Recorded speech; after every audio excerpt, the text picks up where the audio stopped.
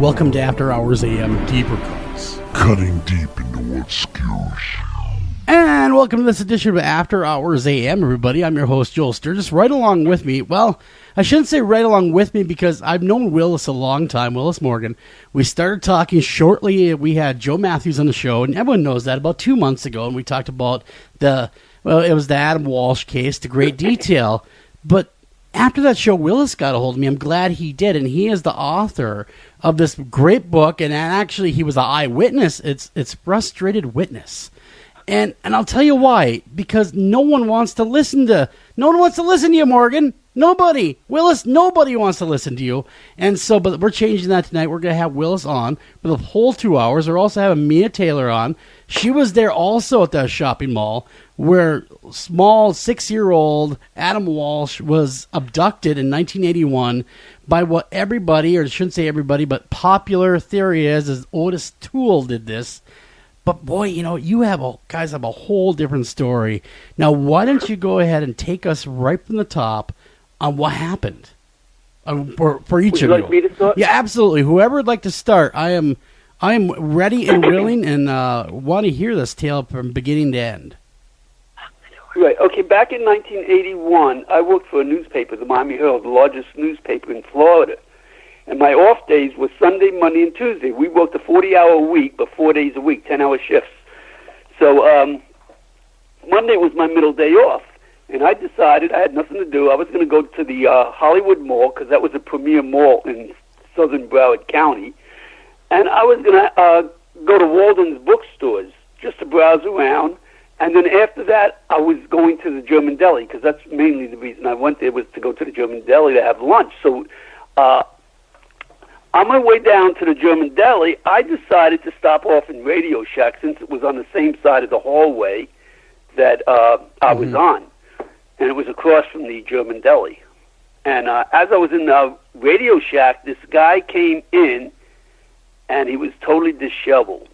And it was the weirdest confrontation that I ever had, because he was trying to smile at me and start a conversation with me, but that smile, he had this dead, dull look in his eyes. I mean, it was just nothing matched. I mean, this guy was dirty, disheveled. He stunk of beer, and he was trying to standing right there trying to start a conversation with me. But I never responded, because my thinking was, if he say anything, that would initiate, more conversation. And sure. Eventually, he just stomped out of the Radio Shack, but it was really bizarre. And when he left, because of that encounter I had, I knew somebody was going to be in trouble. But in 1981, never did I think a 6-year-old would be in trouble. And keep in mind, this was before Adam was abducted.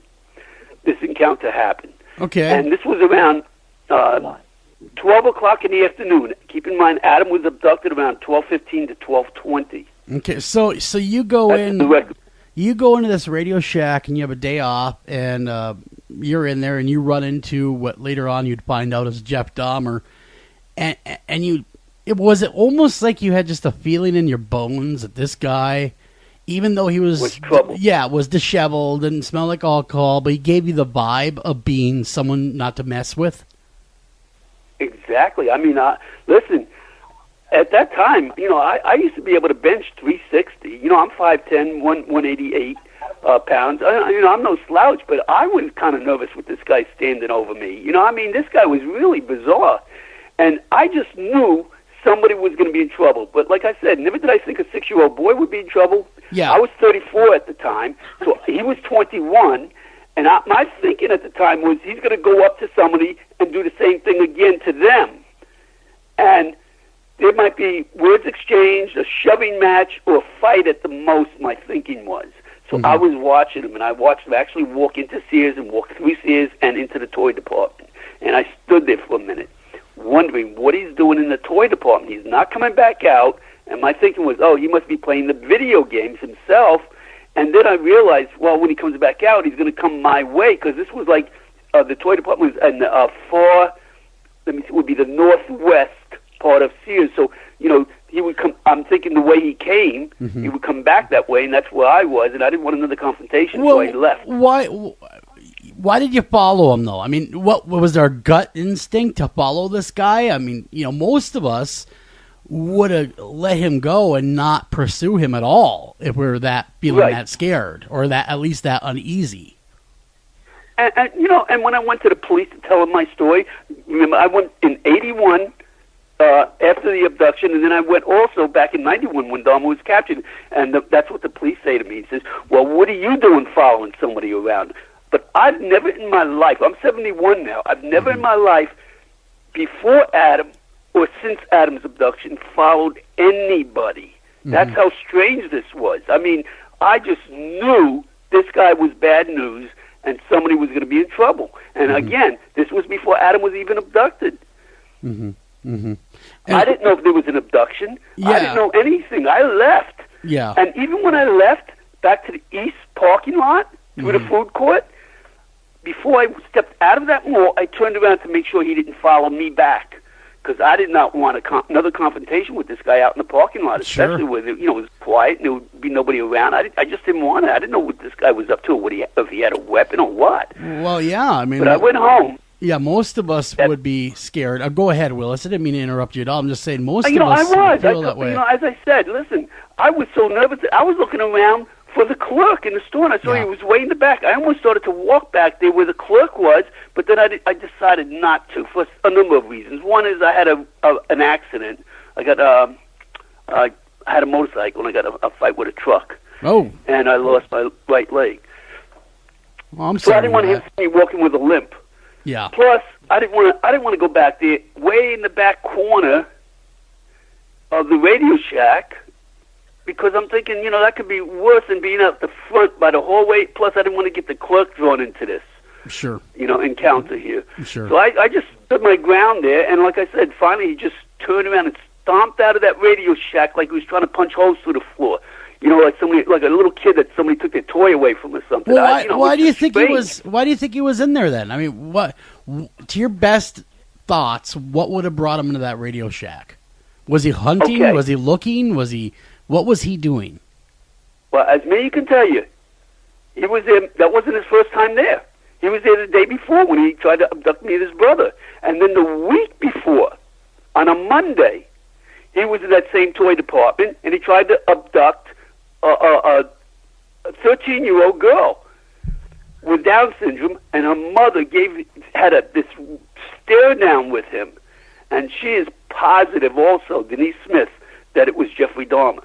So that was the week before, and 2 weeks before, on another Monday, July 13th, he was in the toy department, but not in that toy department. This is another Sears, the Twin City Mall in Riviera Beach, which is about 60 miles north of the Hollywood Mall, where he tried to get Terry Keaton, tried to abduct him. And all the composites from that incident matched the Hollywood Mall. There was a blue van involved. There was a 6-foot-tall man, the exact same description, everybody.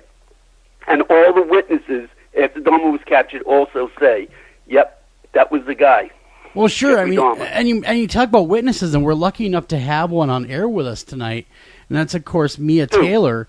And Mia, well, two, yes, with you, Willis, but one independent one aside from your story was Mia as well. Mia, what happened with your encounter with Dahmer? It was actually the Sunday before. I think it was the 26th of July was that date of 1981. And my brother and I and my mom were at the mall. And my mom had allowed my brother and I to go and watch the older kids playing video games and stuff like that. And we were supposed to, meet her. She only said, okay, 5 minutes, and then you need to come over here where I'm at. And she was standing just inside the mall entrance where Sears leads into the rest of the mall. And so my brother and I were heading out and walking down the hallway toward her, and this guy had stepped out in front of us and it was like fixated on my brother, asking him questions about this little game. And it was like a handheld toy with a little ball that rolled around. And I told him, because my brother was just sitting there, didn't really say anything to him. And this guy's getting close. And I was like, he don't know anything about that. And kind of like blew him up. There's Mom. And grabbed my brother. And we ran on to meet her.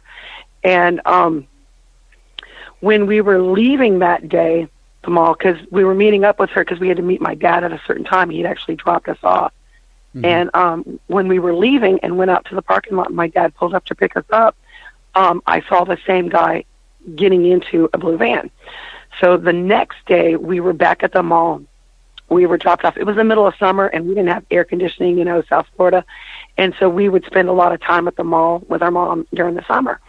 So my dad had dropped us off for a couple hours because he had to go over to one of the racetracks that he had made bets at the day before and cash in tickets and things like that. Sure. So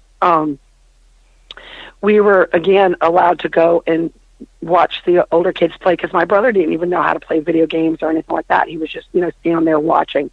And there were several kids back there, and we were all told to, just, where's your parents? Y'all need to go, that type of thing. Mm-hmm. And we all started walking out, and my mom at that time was, had come through what's going on. She goes, it's time to go anyway, that type of thing. So I was like, okay, we're walking out. And my brother was wanting to, he goes, but I want to talk to my little friend. I want to talk to my little friend. And this was just outside of the doors heading to the parking lot. And that's when my mom told my brother, no, his dad's here anyway. You need to just stop. Like my brother was being whiny type of thing. Yeah. And my mom thought that this guy with this kid was the kid's father. And, because little kid and a younger guy. Yeah. And so we went ahead and was standing there, and I could, see the kid was crying, and the guy took the tips of his fingers and was telling him something.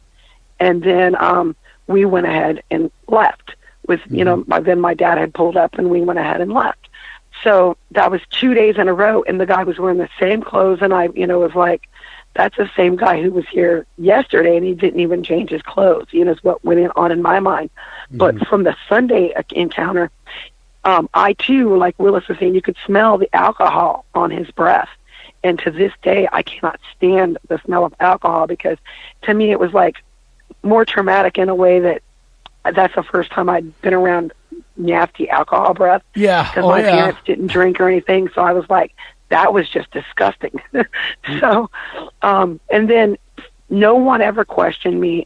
This detective, Joe Matthews, in his book, he claimed that he talked to me and talked to my brother and made claims that my brother said that I identified this Otis tool and all that. And it's like, no one's ever talked to me until Willis and them looked me up and actually somehow miraculously found me and just called me out of the blue one day and says, hey, can we send you some pictures? And they sent me some pictures. Mm-hmm. And the picture that I identified didn't look like this Jeffrey Dahmer. Okay. So that's why I'm like, who is that? And they're like, well, that's Jeffrey Dahmer. I'm like, well, that's not the picture on the news. They go, keep in mind, he was younger back then. And, I'm like, oh, wow. So once I did some research and started pulling pictures off the internet, I'm like, well, damn, that is him. Because I guess there's, the mug shots and stuff from his early years back in the late 70s and early 80s. And it looks nothing like the picture that the world saw of Jeffrey Dahmer on the news and things like that. That's why at first I was like, no way, that's not him. Yeah. And then I had to confirm with myself, yeah, that picture that I identified, that's who that was. So, and this is only in the last couple of years. Like Joe Matthews talked about me and my brother in his book. Yeah, he never talked to us. Interesting. And did you witness Dahmer actually abducting Walsh, Adam? He had Adam by the fingertips, talking to him like a parent getting on to a child, and and he was crying. The little boy, Adam was crying, and like I said, it was drawn to my attention because my mom goes, "Oh, his dad's here," because my brother was wanting to go and hang out with Adam outside the store. Yeah, because the theory that we have heard throughout the years is, of course, there was the video game in the store. Adam Walsh's mother goes a couple aisles down, leaves him with the older boys to play the Atari 2600 at that time, and there's a tussle. And the store clerk basically said to all the kids, get out of here. And so that is when Dahmer would have had that opportunity. Am I correct? Yes and no, because the store clerk actually was like, where's your parents? That type of thing. And so... at that time, the older Sunday, kids who were actually... on Sunday, that did happen. Okay. But not on Monday. Okay. Now when this is all going down and Willis, you saw Mia, they probably, you saw, but Willis, especially you, because right away you went to the police. Did you not go ahead, say, hey, it's Dahmer? I mean, this is what happened. This guy was here. You talking to me? I am, sir. I went to the police 2 days after the abduction. I didn't go right away. I only went when I went back to work, and I started telling coworkers, and they encouraged me to go. I'm not very fond of going to police departments sometimes. Well, most of us aren't. And there's other witnesses that didn't go right away. Just some witnesses just don't do that. Yeah, no, Police off to the police department. Some did, and the ones that did were brushed off. Many called the Hollywood Police Department. They got answering machines. One witness called, and he wanted to come in and make a statement. They said, well, the detective you need to speak to is on vacation. This is just 2 days, again, after Adam's abduction. They said, you need to call back in 2 weeks. So what they do is there's a big case going down, he decides to go on vacation. The detective that you had to talk to. Well, I don't know if he was on vacation already or what. This is Bill Bowen. When he called, this was his statement. Okay. That's what he was told. Bill Bowen is the witness that saw Adam being tossed into the blue van like, quote-unquote, a sack of potatoes. Why now? In the parking lot. Why has, even back then and even today, why do they like Otis Toole for this? Why do they like him so well? They don't. It's only Joe Matthews. So, only Joe Matthews. All the original detectives, I even talked to one of them, they all dismissed Otis Toole as a suspect. Now, the police chief, when he closed the Adam Walsh case, in the closing, if you listen to that tape, he says, detective past and present all believe it was Otis Toole. That's not true at all. The detective I talked to, who was Ron Hickman, he was the second lead detective, and he told me when I talked to him, I said, are you aware that the chief, when he closed the case, said detectives past and present believe it was Otis Toole? He goes, well, they know I don't. Interesting. None of them do. And I have all their statements from the records stating that they don't. So even the lead detective, Hoffman. And so Otis Toole is not our guy. I mean, no way did Otis Toole, in your opinion and in their opinion, do this crime, except for the opinion of one person. And that's, of course, Joe Matthews. And again, just to be completely above board, we did have him on the show, and he wrote the book Bringing Adam Home. And he plainly, and that's the book where he claims that he talked to you, Mia, was in that book. And I do remember reading that. And then because when Willis brought up your name to me, right away I thought, wait a minute, that's in Joe's book. And then, of course, you... That's how I found Mia. Okay. From Joe's book. Okay. I didn't know Joe. Joe is in the case files. But I didn't know Joe had a sister until I read Joe Matthews' book. That came out in 2011.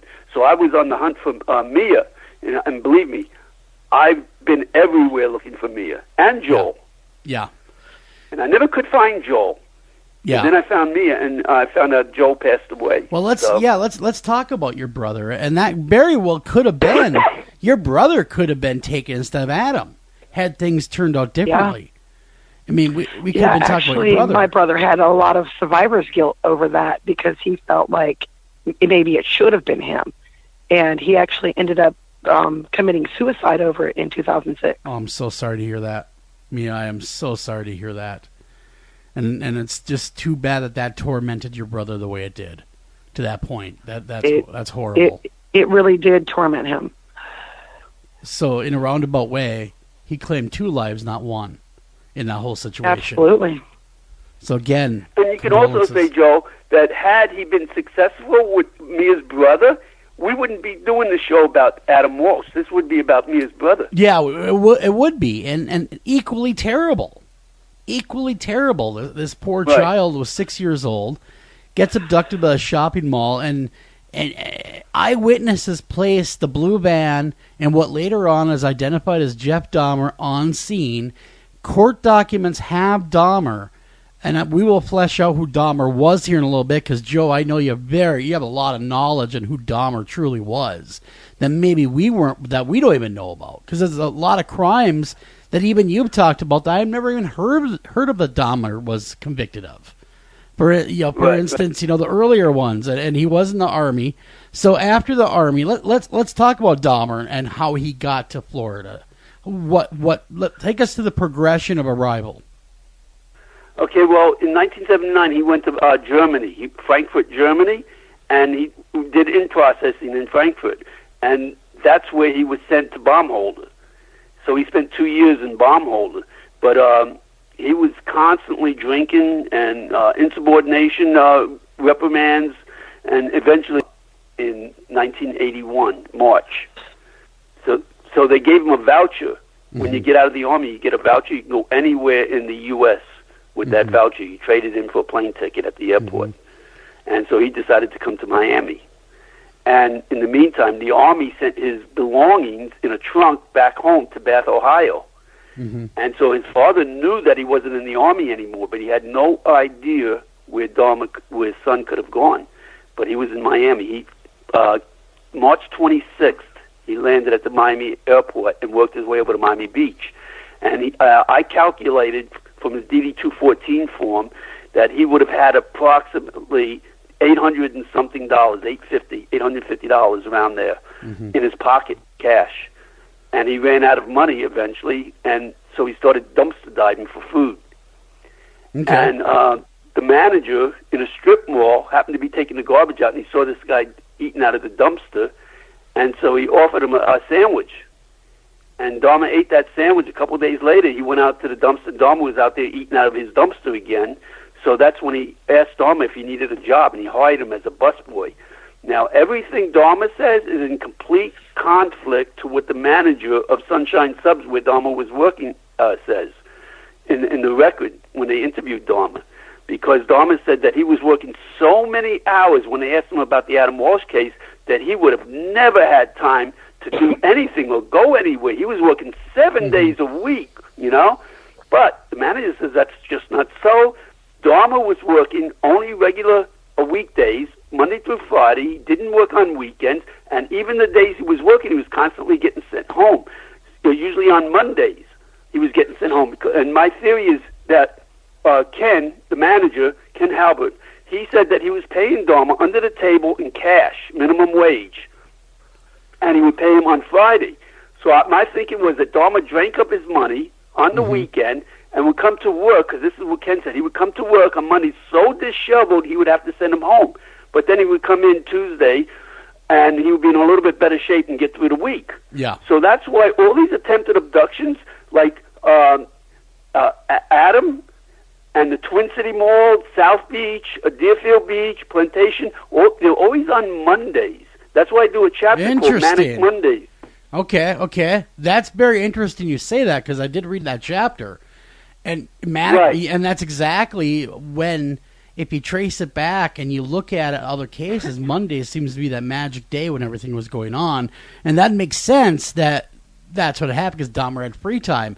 Now, the blue van, how did Dahmer ever get possession of this infamous blue van? Well, there were two stores. They were owned by Mike Pelletier. And he had a pizza store called Mr. Pizza. And then he also owned a sub shop. He had Ken Halbert managing the sub shop for him. And the van was at the pizza place. They had one blue van and two white pickup trucks. Now, for pizza deliveries, they usually used the two white pickup trucks because they were better on gas. But in the wintertime, when it was busy, they used all three vehicles for deliveries. But this was summertime, so they didn't really use the blue van that much. They just used it like a couple times a week to pick up supplies for the two stores. Gotcha. And that was it. And that was just sit there. Was that Dahmer's job? Was to pick up these supplies? No. But all the employees would take the blue van.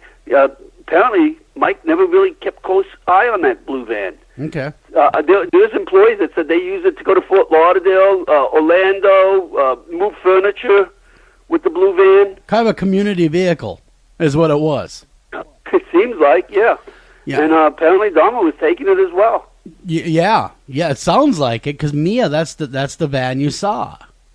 Well, listen, Joe, that blue van has been seen at every site relevant to Adam Walsh's abduction. At the Turnpike, where Adam Severed Head was found, where Dahmer is, and the Hollywood Mall, and other locations. But at the Turnpike, Adam Severed Head was found August 10th, okay? Yeah. August 11th, witnesses started calling in, from the Turnpike. 4 witnesses called the Hollywood Police Department. One witness his name is Dennis Bob.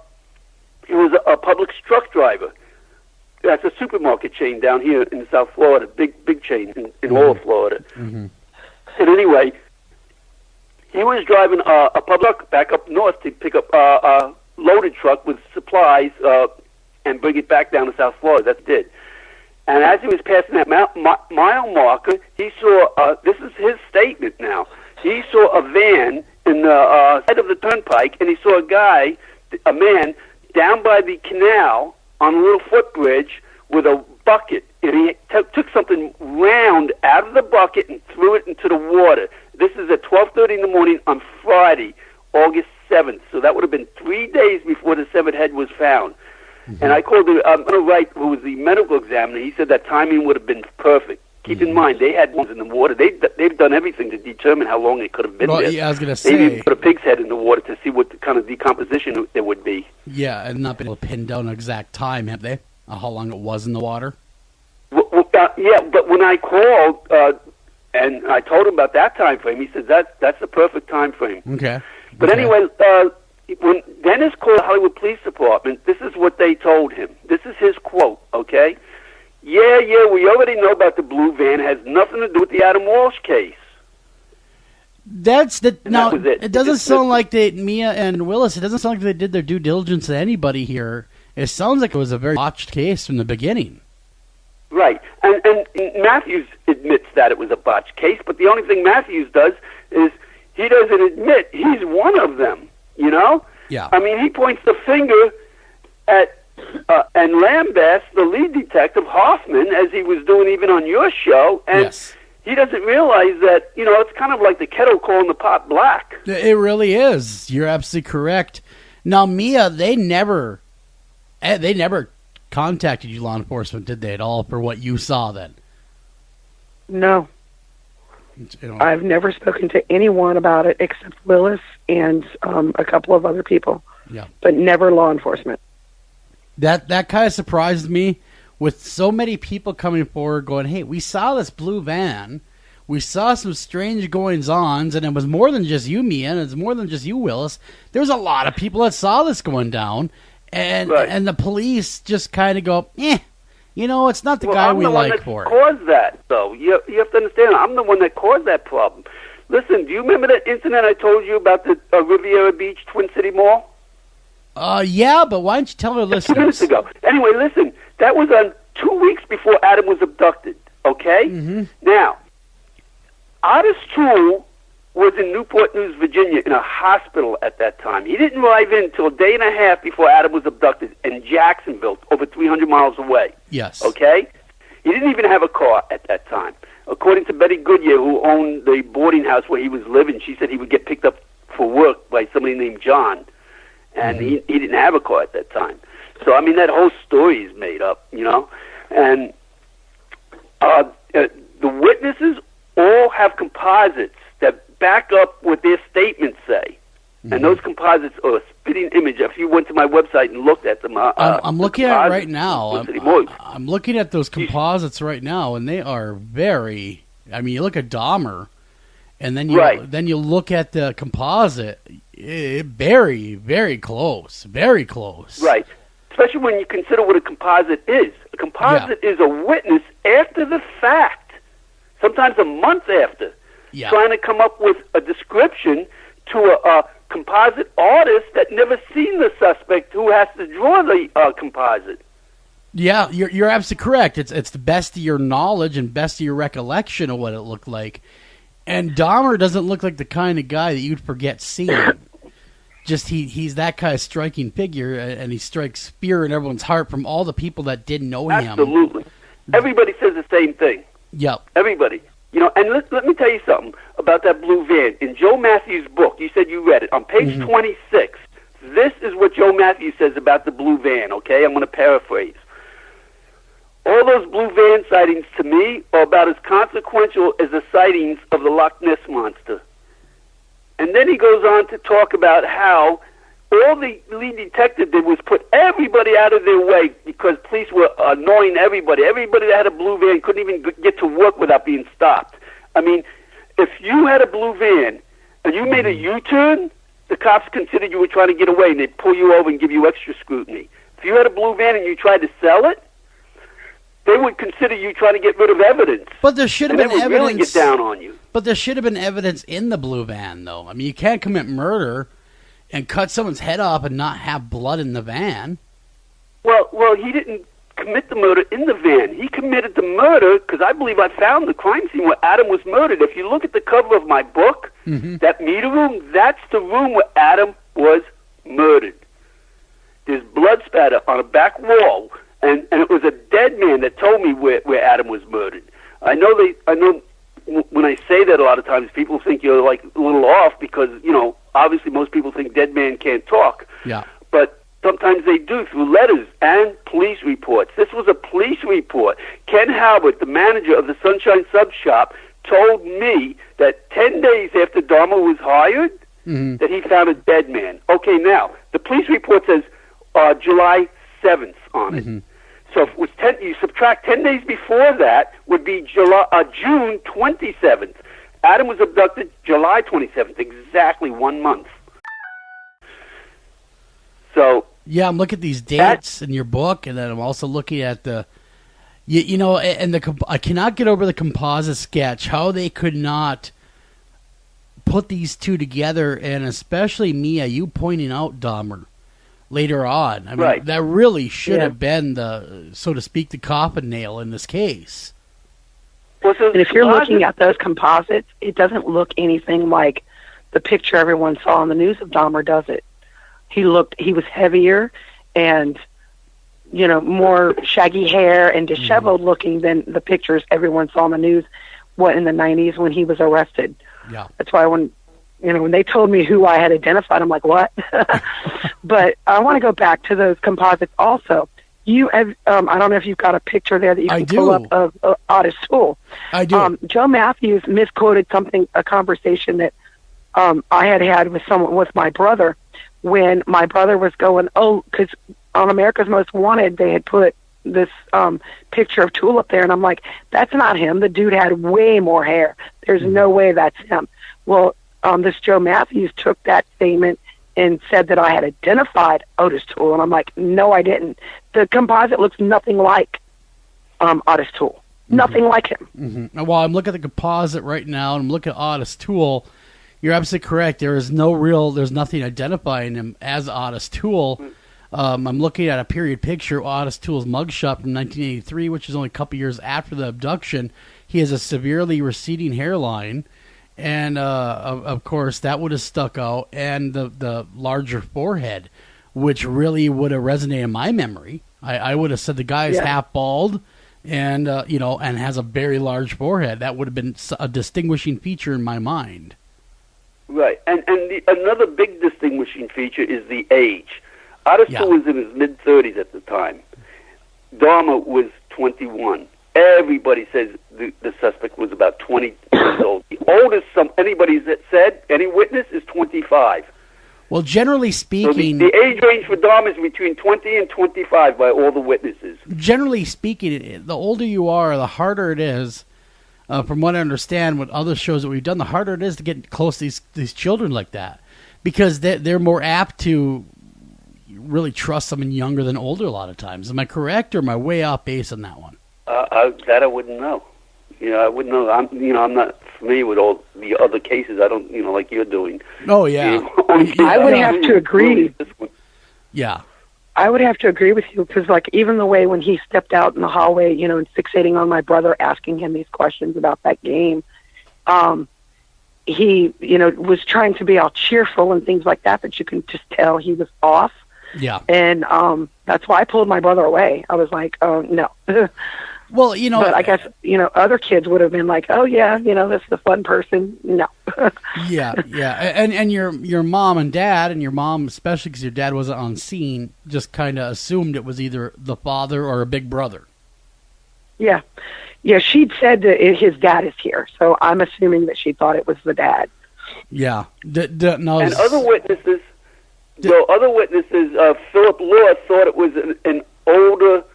Philip Law thought it was his stepfather, because Adam was screaming, "You're not my daddy, you're not my daddy," as Dharma dragged him across the threshold, Garden Center exit. Mm-hmm. And another witness, Bill Bowen, in the parking lot, when he saw Adam being tossed into a blue van, Adam kept screaming, "I don't want to go, I don't want to go." So Bill, at first, thought it was a rambunctious kid that didn't want to leave the toy department, and that was an older brother. But here's the problem. This is one of the reasons I wrote my book and I do what I do. Because had I gone further into the toy department, Mia's mother had reason to think that could have been a father. Sure. And Philip Law, an older brother, and a stepfather. They had reason. They didn't know. I had this encounter that made me follow him and watch him all the way to the toy department. I would have known better. And Philip Law told me one of the reasons he didn't go to the police right away because he felt so bad. He felt like he should have been the one that intervened and done something. Because Philip was going into the Sears, and he turned around and started walking backwards as he's watching this guy drag this kid out of the store. And he knew something wasn't right. But he didn't intervene right away, thinking that was a stepfather. So he went to the service counter to pay his bill, and then he started having second thoughts, ran back outside. The guy, the blue van, and the kid were all gone. Willis, So, is this I why? would have known better. Is this why you're so passionate? Because I know there's listeners right now going, "Well, what's the big deal, Willis? It's a long time ago, and you know, we get a lot of that too, and other shows that we do. It's like it was a long time ago, and why are you pushing so hard to get this changed around? So what if Otis Toole was pinned with it? So what if Dahmer got away with it? They're both dead. They both did their time for other things. But there's a lot of people that aren't dead, and they need to have justice too. These cops, what they do is they go after the homeless, the helpless, the weak, the downtrodden, who have no education, no money, no family to come to their aid, and they pin murders on them. Frank Lee Smith spent 14 years on death row in Florida, and he died of pancreatic cancer. And only after he died did they find out with DNA that he was innocent, and they caught the real guy. I mean, you go on and on. Jerry Townsend spent 25 years in prison. And Kelly Hancock, John Walsh's attorney, who was also the same attorney that at the closing sat right next to Joe Matthews, and they shower them with credit. Both Joe and Kelly Hancock, when Kelly Hancock is the one that put Jerry Townsend in prison for 25 years. These cops, what they do is they hide evidence that would have exonerated Jerry, and other cases too. It's not just those two. I mean, this is going on and on. We can't. Somebody's got to do something to get them to do their jobs correctly. Yeah, there has to be. Unfortunately, in the Adam Walsh case, Otis Toole was already dead. Yeah. When these cops, decided to pin Adam's murder on him. Yeah, that's something I was going to bring up as well. But another point I want to bring up is, Mia, with your mother seeing this and you seeing this, did your mother ever say anything to you like, "Wow, we should have done something," or "We should have said something," or was she just let it go years later after it happened? It was a long time before we even knew about it because we didn't have a television. We lived out in the East Everglades. So we didn't even know Adam had been abducted for a significant amount of time. I mean, it was probably 2 weeks, maybe longer. I'm not really sure. But years later, when I tried to talk to my mom about it, she was like, "Yeah, well, you just need to forget about that and just be glad it wasn't your brother," or something like that. And I just left it. Yeah. My brother and I had a couple of conversations when they were first saying that it was Otis Toole. And, even he was like, "No, that's definitely not him." So... Well, and back in '81 though, we didn't intervene like we do today. Generally, like if we saw that today, most of us would be all over that. If we saw someone, a small child, screaming, yelling, fighting that way, at least we would, at the very least, give it a closer look. And if we really felt like it, most of us would stop and say something. At least I'd hope we would anyway. Absolutely. Even in the 90s, in the early 90s, after I became a mother and my daughter was, like 2-3 years old, my dad would take her, to the toy store or whatever, Toys R Us. Sure. And she would want something that he was like, "No, I'll get you this, but not that. That's like $500. And she would pitch a fit.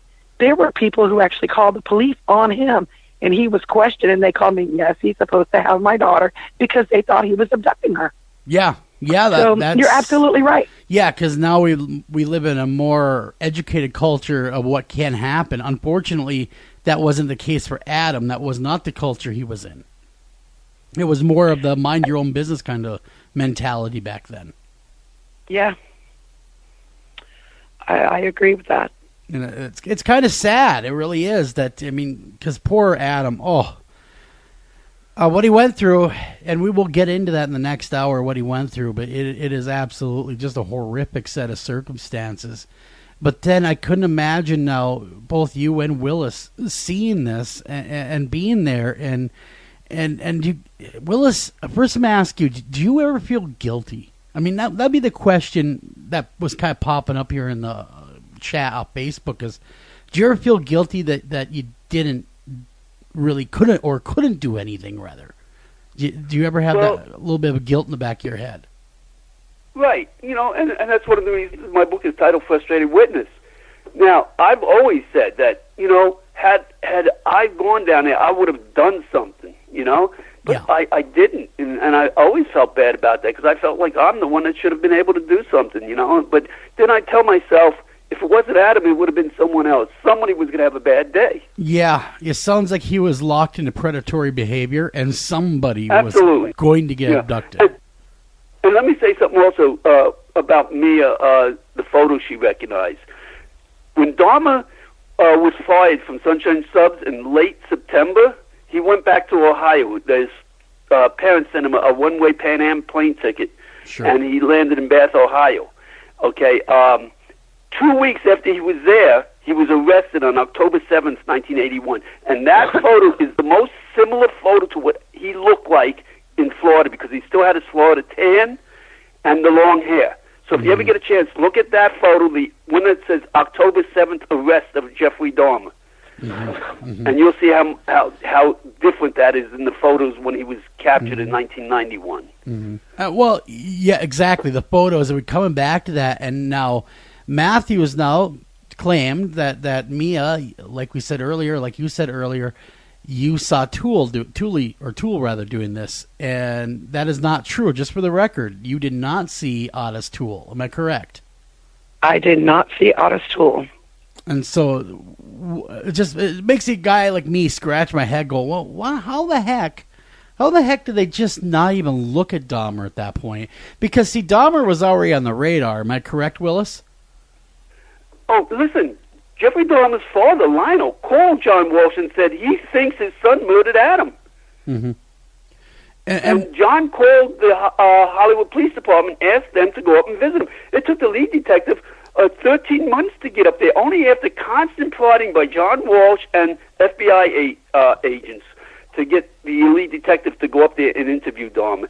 And John Walsh got the state attorney's office to write a letter saying Dahmer would not receive capital punishment. All they wanted was to know if he killed Adam, and John gave that letter to the lead detective, Jack Hoffman. Jack Hoffman never even offered that concession on the death penalty to Dahmer when he went up there to interview him. No. Because he did not want Dahmer to admit to it, because that would only make him look so bad, because he's the detective that kept dismissing everything. He dismissed the blue van, but he didn't tell anybody that blue van was eliminated because he wanted to keep everybody off his back and busy while he solved the case going after James Campbell, John Walsh's house guest. Exactly, and we're going to get into the inner workings, of course, the Walsh family, as we continue here. And that's a strange set of circumstances anyway. What was going on in that household that nobody really knew about at the time, but later on throughout the years now, they have talked more about the family itself and, of course, why they thought it would have been, well, basically her lover that killed him. Yeah. But, Can I say something real quick? Absolutely. I don't know if you're going on break pretty soon or something. I want to get this out before you go. Listen, in 1991 when Dahmer was captured, I worked at a newspaper, the Miami Herald, and I saw this mugshot of this guy that committed these horrific crimes up in Milwaukee, and I started freaking out. I said, this is the guy, out loud, this is the guy I saw in the mall. I didn't even know he was in Florida. I didn't know who this guy was. But, right then they had his name in the paper, Jeffrey Dahmer. So now I knew who the guy was. It was Jeffrey Dahmer. So I call the library up. It's not really a library, it's a storage room, because back then they didn't have computers, so they stored hard copies of every paper. And they would do hand research. If you wanted an article, they'd have to go in by hand. So it wasn't like today they could do like, computer searches. They would have to know, have a pretty close date of an article that you're looking for. And I had a date, 1981, July 27th. So I called them and I said, listen, do you remember the composite of the abduction of Adam Walsh? Can you send me a copy of that composite? And I took that mugshot and that composite back to the Hollywood Police Department, and their jaws dropped, because they knew something I didn't know at the time. I had the wrong composite. I had the one from the Twin City Mall that they dismissed as being related to the Adam Walsh abduction. You know why? Why? The composites didn't fit James Campbell. This is the quote from the lead detective. It's in the newspapers. I have the articles. Yeah. And so they dismissed it, even though they matched other attempted abductions like the Hollywood Mall. Instead of dismissing James Campbell, they dismissed all the witnesses from every single five of them attempted abduction and abduction of Adam Walsh. Dismissing everything. So when I went in there with that composite, that's when they went into full cover-up mode. There's an old saying, when you mess up, never fess up. So really what you're saying is they wanted this guy to fit their profile no matter what. No matter what Mia had to say, no matter what you had to say, they had a profile and they had a suspect and they wanted to go with it no matter what the evidence was saying. Well, it's not they. It's Detective Matthews. Okay, so it didn't matter how he was strong. Dismissed by all the other detectives after about 4 months. Yeah, because Matthews now was brought in, as he said in our show, as a polygraph expert. Yeah, exactly. He was there to polygraph John Walsh and James Campbell. And this is what happened. He exonerated John Walsh and James Campbell after 3 polygraphs with James Campbell. Okay, there was a lot of conflict over that, because the lead detective didn't want James Campbell exonerated. But anyway, so this detective exonerated him. Then in 1987, February 8th, I believe it was, John Walsh became host of America's Most Wanted. Yep. The lead detective that you had on your show, Joe Matthews, heard about John getting the show, becoming host of the show. So he called John and befriended John, and of course he reminded John he's the detective that exonerated him. So John Walsh felt some gratitude, and he hired this detective as, this is what a lot of people don't realize, he hired this detective, Joe Matthews, as the senior lead investigator on America's Most Wanted. So now John Walsh had one of these bumbling, stumbling, idiot detectives right in his midst, feeding him false information about Adam's abduction all these years. And that's why John wrote his book, Tears of Rage, because of the rage of the way the Hollywood Police Department was conducting the investigation over his son. But listen, Joe, you know about the Stockholm Syndrome? I do. Where a victim comes to can come to sympathize with the victimizer. Yes. This is what's going on. John Walsh considers Joe Matthews to be his best friend and colleague, quote unquote. Yeah, you're right, though. He was, of course, the lead detective for America's Most Wanted after this is all said and done. And a lot of it, I would have to agree with you, is because he's the guy that, well, quote unquote, broke the case. And John felt probably some allegiance to him.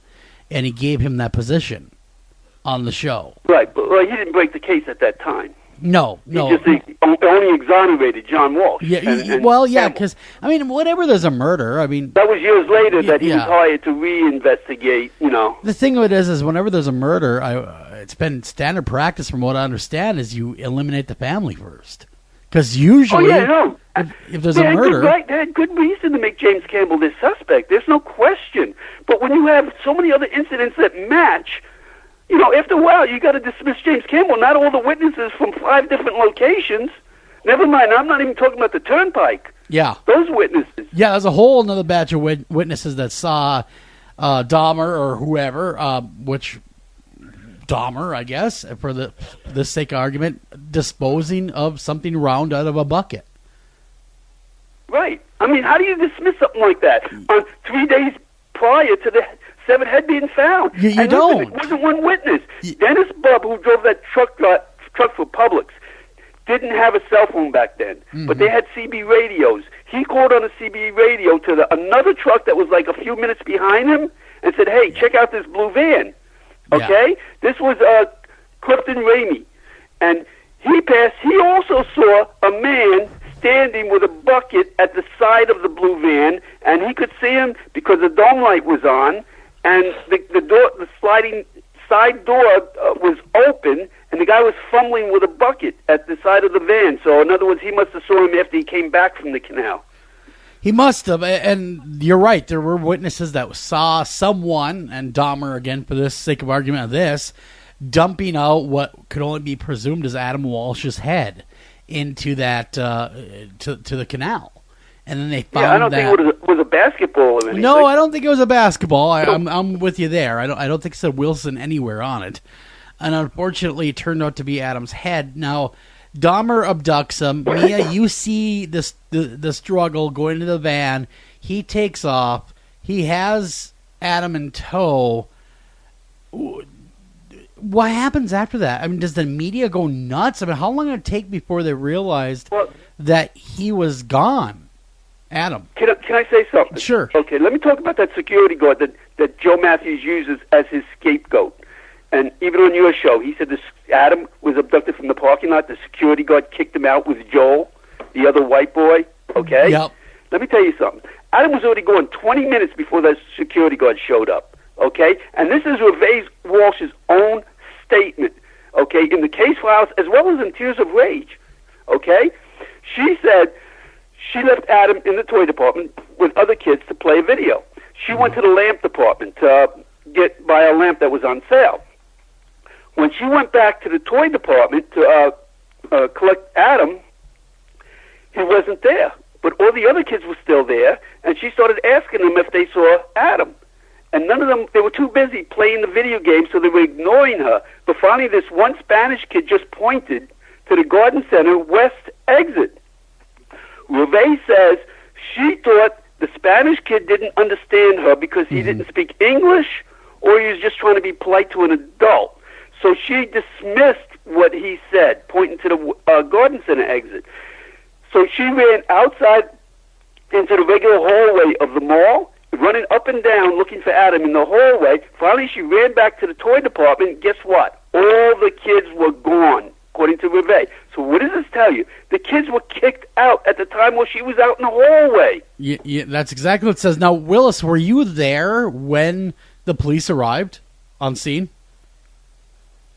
Excuse me? Were you on How long scene? did it take? Yeah, no. Were you on scene when the police arrived to investigate this abduction? No, keep in mind, I turned around and left. I didn't know until about 10 or 11. I don't remember if it was the 10 o'clock news or the 11 o'clock p.m. news. I was in the kitchen making a sandwich. I had the TV on in the living room.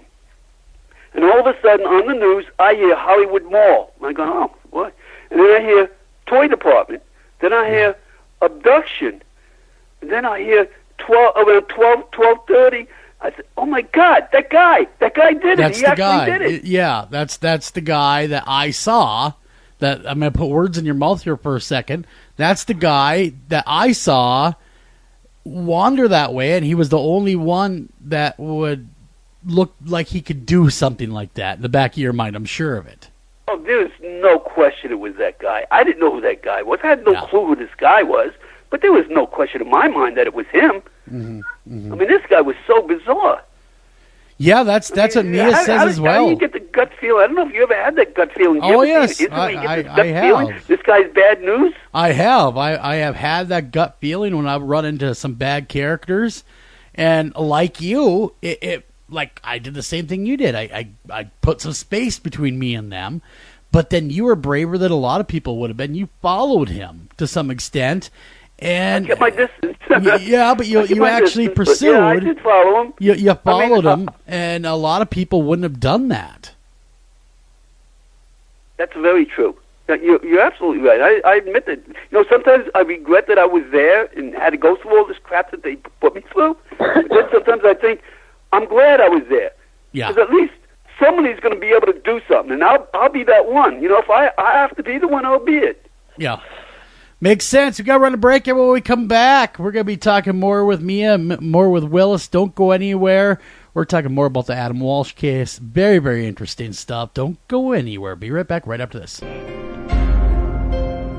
And welcome back to everyone, back to After Hours AM, and I'm your host, Joel Sturgis, and we are talking tonight with Willis Morgan.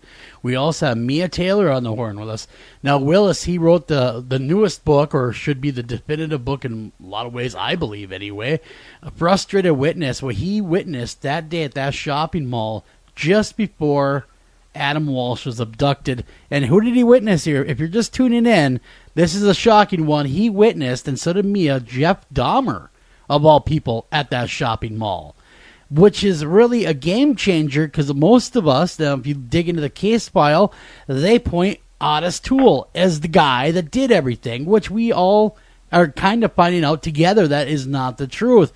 Now, welcome back, guys. Willis, Mia, we kind of left off. You guys saw Dahmer. Mia, you saw him actually take Adam. You and Willis, you saw Dahmer there, both of you placing him there. Okay, after a little while, Willis, you go to the cops. So what do they tell you, Willis, when you show up? I walked out of that police station literally shaking my head because when I went in there, I went up to the front window. There's this really thick bulletproof glass window that they stand behind. And I was trying to tell the girl behind the window that I was at the Hollywood Mall, and I was there about the Adam Walsh case. And she told me, she says, well, we have a special desk just set up for that case.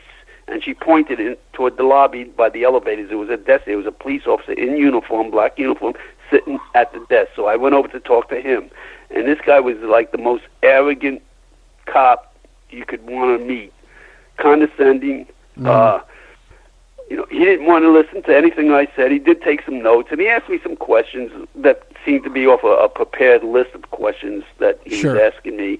And all he wanted to know was, did I get a tag number? And I told him, this didn't happen outside. It was inside the mall, this incident. Yeah. And he says, well, do you have a receipt to prove you were there? And I said, I didn't buy anything. I left. Okay, now... Okay, well, if we need you, we'll call you. He took my name, phone number. They never called me. A few days later, I started seeing composites coming out. And some of those composites are the ones that you're looking at. Mm-hmm. And I realized at least they got the composite. What else can I do? And I let it go. Okay, Willis, in 1981, even 81, they had surveillance cameras. They had video cameras for businesses back in those days. No, why would they didn't have one in that Radio Shack? No. A Radio Shack of all things didn't have that I know of. Really? Okay, because a lot of times these kind of places have video cameras, especially now, but I thought they did back in the 80s. That I know of. Okay, interesting, because that would have made things a whole lot easier had they had a video system then. Sure. And I think about what I could have done better had that cop that I spoke to would have listened to me, because he might have left fingerprints in the Radio Shack. Because, he had to touch things. Yeah. That is true. I mean, the door that he came in, I saw him come in from the north door. And sure enough, I told the police when I went back to them in 91, I says, all you have to do is check with the other witnesses. He came in that north door. His van had to be parked right outside that north door, because when you go to a mall, where do you park? You park by the door you go in, right? Yes. You don't park in one door and walk all the way around to the other side of the mall. Very true. Especially on a quiet day where there's plenty of parking. Very true. Sure enough, I find out other witnesses said that's exactly where he parked. The Pottenbergs and Bill Bowen that saw him speeding around the corner. The Pottenbergs, he almost ran them over. He was speeding so wildly. Dahmer did. Almost ran them over. Yeah, exactly. When he was retrieving the van, what happened was after Dahmer was talking to Adam, and this might have been before Mia saw him walk with Joe, he ran out the north entrance or exit, and he ran and retrieved the blue van, drove the blue van wildly towards the west side garden entrance, and stopped in the fire lane and left his vehicle right there in the fire lane, and then he ran inside and snatched Adam. Wow, that didn't seem strange to anybody. I mean, that would have, even back in 81, that would have seemed kind of strange. Oh, it did. It did, but like I said, Mia's mother thought it was his dad. Yeah, again, you're absolutely correct. That's a lot of people would have thought that, and he would have been about the right age to be a young father. Thought it was a stepfather. Sure, I could see where that could be. He actually saw Dahmer, and Philip Law, what happened was he was going to the mall, and he went to pay a bill at the service counter. They have the service counter right outside the toy department, and it's the catalog department as well if you need a catalog.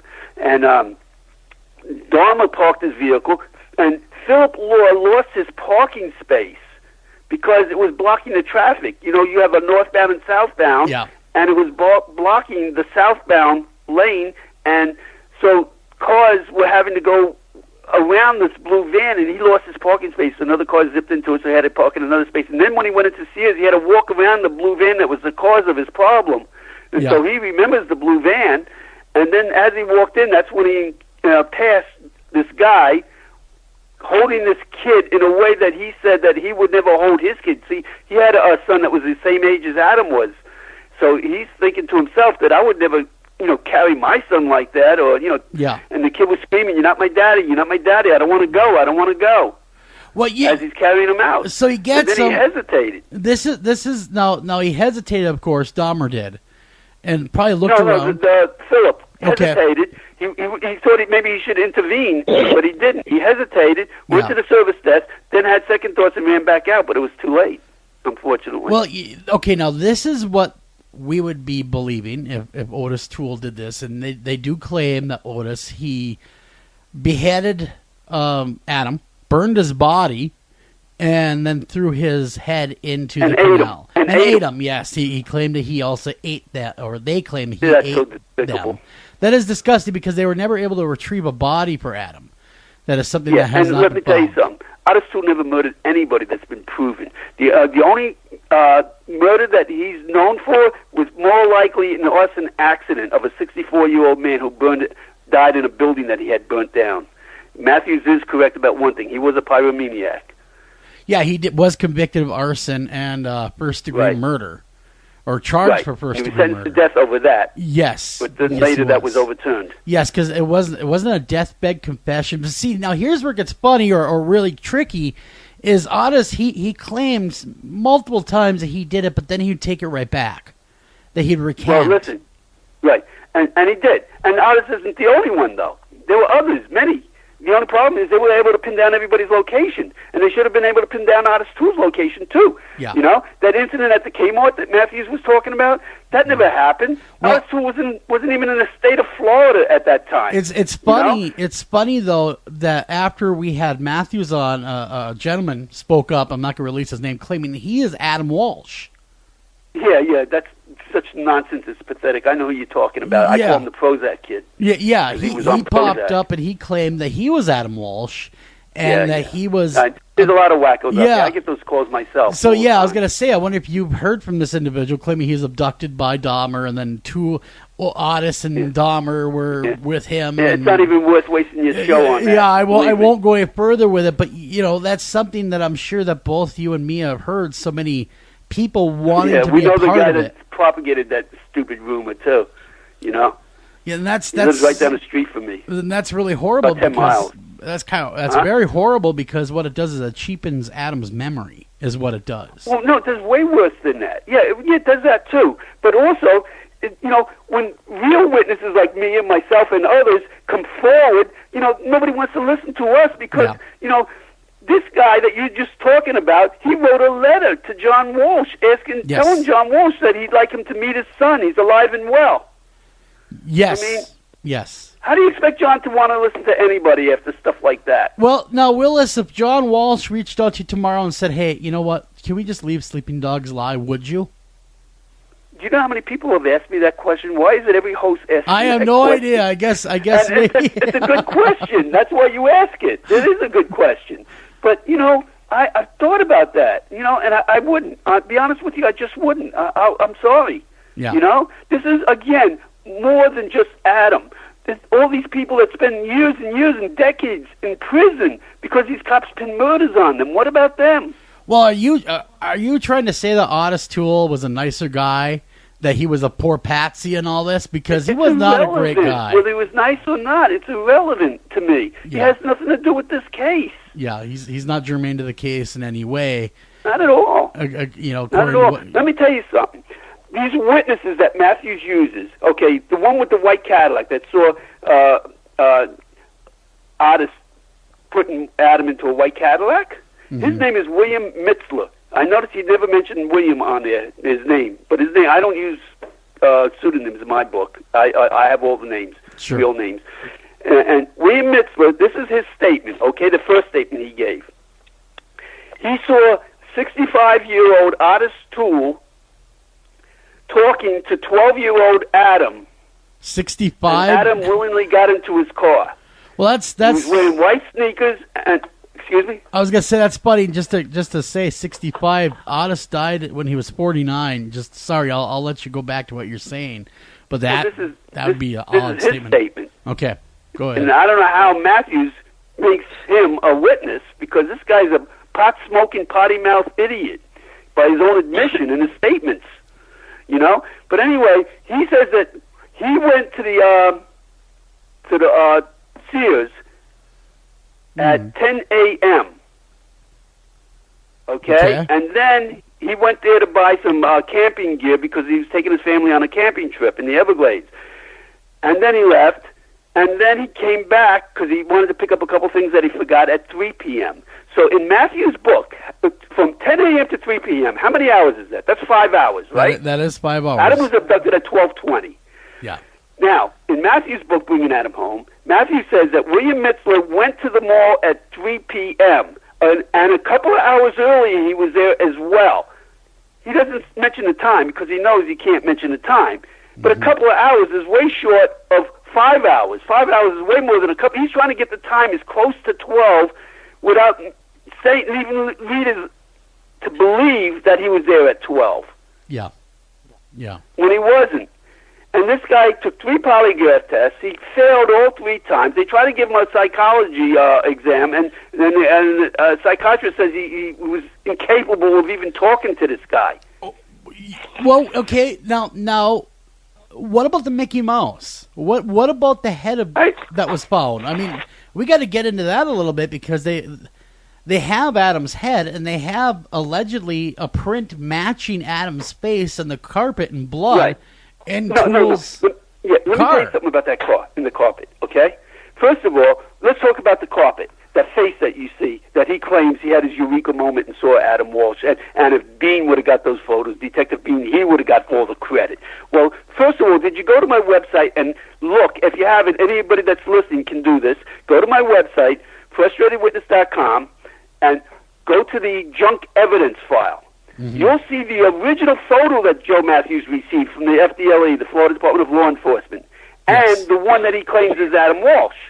Now, that photo looks nothing like the other photo. It's a 35 millimeter negative, because they were never developed. So it's a 35 millimeter negative.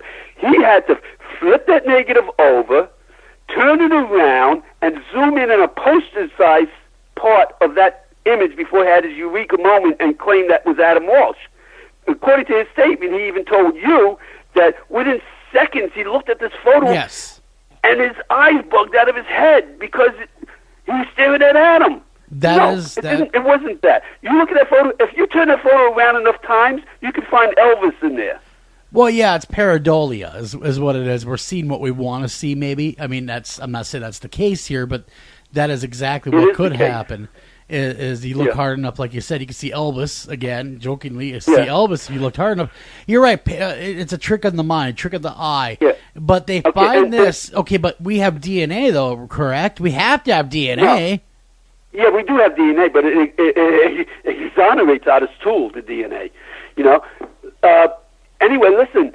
That white Cadillac back in 1981, they didn't have DNA. Okay, but they had everything short of DNA. Okay? And it was just as good as evidence they have today.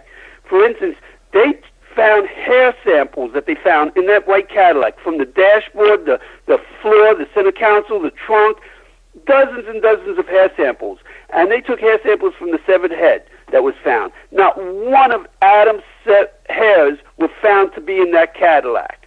Now, as far as that blood goes, you know, luminol is not admissible in court. Okay? Because it doesn't show blood. All it shows is the iron in the hemoglobin, the red blood cells. You know, in 1 part to 1,000,000 will show up as a glow, as a blue glow. Yeah. And so it's not admissible in court. That could have been anything. It could have been an animal sitting on the floor. It could have been metal parts being placed there. It could have been the floorboard lighting up under the carpet that would do that. Now, There's so many Willis... things. Matthews, as a seasoned homicide investigator, should know that. Now, did they test the blood on this floor to indeed They see... tested everything. There was only droplets of blood in insufficient amounts to be tested any further. So how does he get so much that makes a facial image? Good question. I have all the reports. Good question. Mia, I mean... And that...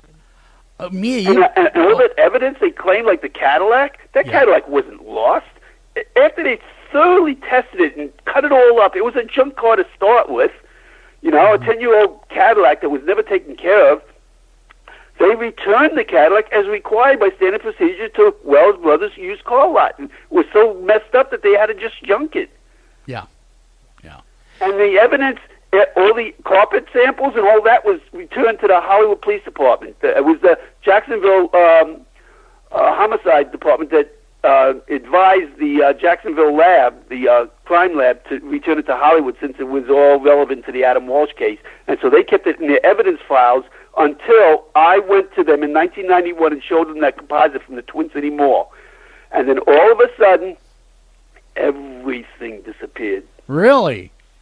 Yep. That's when the evidence was expunged. They say, listen to the chief's own words when he closes the case. He says, it's true, evidence was lost. No, lost is another word for expunged. Yeah. Yeah, that's interesting, though. You show up with your composite and your evidence, and then their evidence somehow goes missing. I mean, I truly believe I'm the one that caused that evidence to disappear. Because, I still remember the look on Jack Hoffman's face when I showed him that composite, and I said, look, this is the guy. He knew that was from the Twin City Mall, and he dismissed it. And is that because it didn't fit the narrative of who they want to fit? It didn't fit James Campbell. Right, exactly. Okay, well... He was so zeroed in on James Campbell. Well, who was James? All the way down the hallway calling James Campbell, a family dildo and all kinds of names. I mean... He month after month, week after week, he was grilling James Campbell. Well, who was John James? Walsh hired an attorney. I guess we got to back up and say who James Campbell was and how he fits. Who was he? Right. James Campbell was a friend of John Walsh who lived with John, and he was having an affair with Reve for a couple of years while John was out to work. And he proposed marriage to Reve, but Reve said she can't marry him because she had a son with John. So the detectives were thinking... motive. Get rid of the kid, you get the wife. Well, that would be a motive. I mean... It would be. But he passed, but they were so right? zeroed in on him, they couldn't get it off their hypotheses. When other composites were matching all the Hollywood Mall. They couldn't get away from it. I'm going to go to a limb and assume that he was cleared via polygraph. He was cleared. Joe Matthews cleared him 3 times. But they still were... That's the one thing Joe Matthews did was right. It's probably the only thing he did that was right. So they kept grilling this guy over and over and over, hoping his story would change. I don't understand. Once the polygraph cleared him, because that's exactly why they brought Matthews in, was to separate because the innocent Joe Matthews from the himself suspect. admitted that he was bumping heads with the less experienced detective Hoffman, and that the detective Hoffman was the one that didn't want Joe Matthews to clear Campbell. But then it took John Walsh to step in with an attorney, didn't it? Like you're saying, to stop It them did. from He after hired his John Varon, who was known as the Silver Fox. How can John be so cool? And I shouldn't say so cool about this, but you would have thought he would have had an axe to grind with this guy because he's sleeping with his wife. Why would he care if they're grilling him?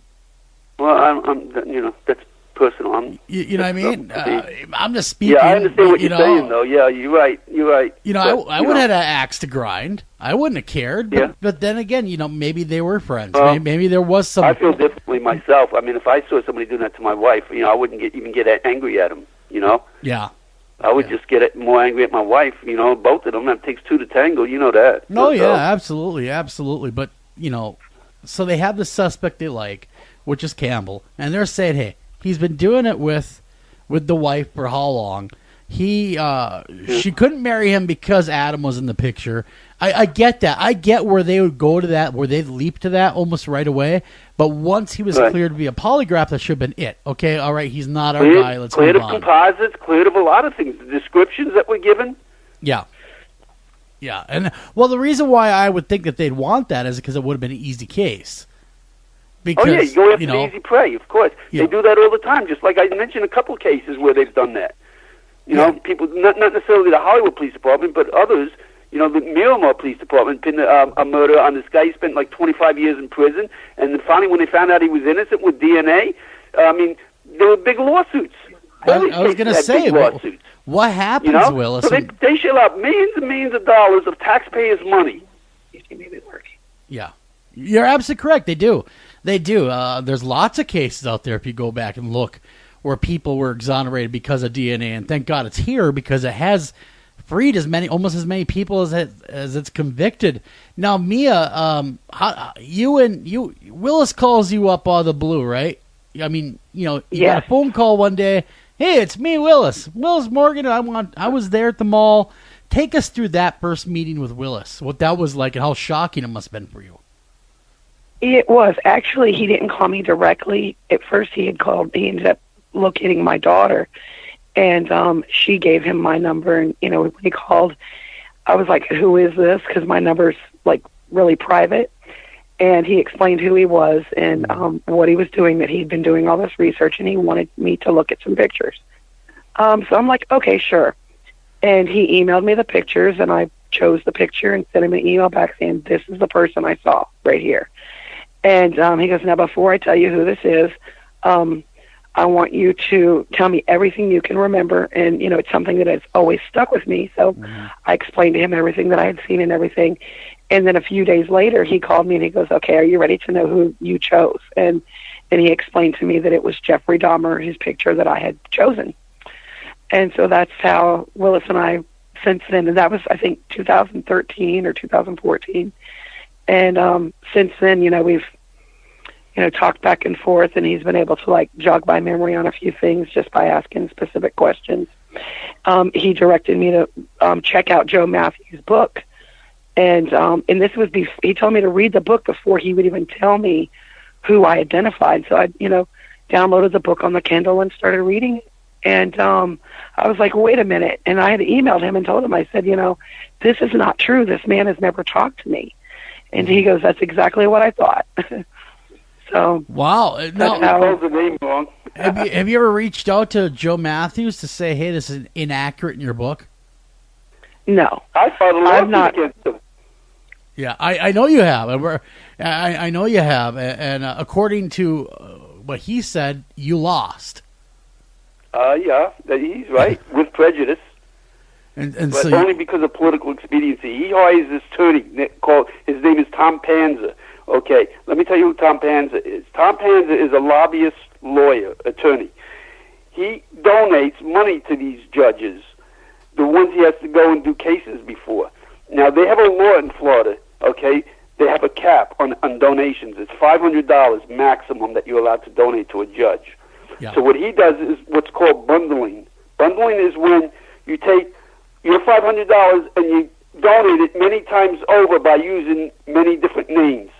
So his wife will donate her $500. His wife's business, Dottie's Delight, will donate $500. His 6-year-old daughter donates $500. His even younger 2-year-old son donates $500. Where does a 2-year-old kid get $500 to donate to an attorney?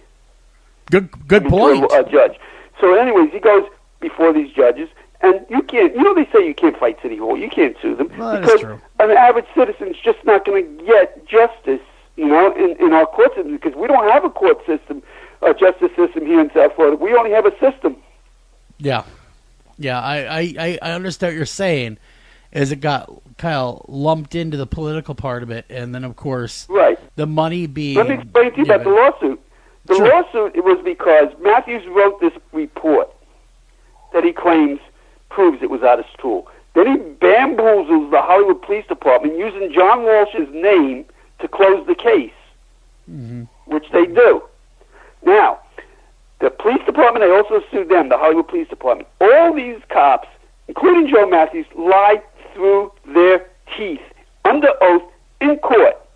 They lie in court. They don't tell the truth.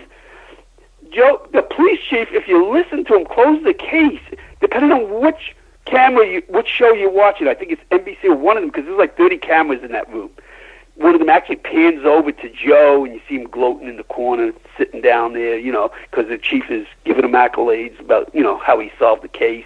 And then when I filed a lawsuit, all of a sudden, this was nothing more than a regurgitation of everything the chief already knew, so he didn't keep a copy because they refused to give me one. Mm-hmm. So that's why I filed the lawsuit. But according to Florida Sunshine Law, it's very, very clear. The law states that anything you receive, irregardless of your opinion of it, has to become part of the case file. Yeah. The judge sides with the police chief, even in court. She tells my lawyer, because I'm not allowed to speak up. In fact, one time I tried to speak up at the end of the hearing, and the judge tells me, shut up and sit down. Like that to me, with total disdain. Man. And, yeah. And she said to my attorney, says, but the chief said he didn't use it.